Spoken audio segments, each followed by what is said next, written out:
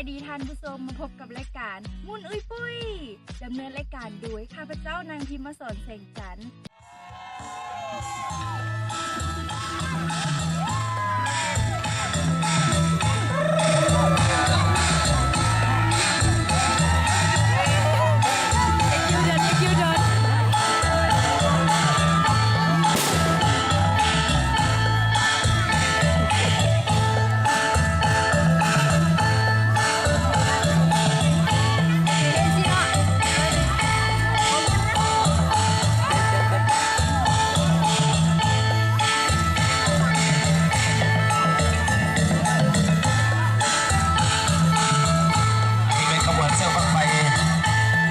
ออกมาพี่แล้วแบบนี้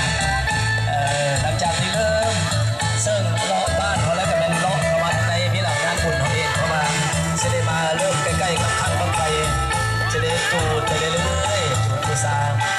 พอระยะนี้จูดบ้างไฟขึ้นไปแต่ละบ้างนี่โอ้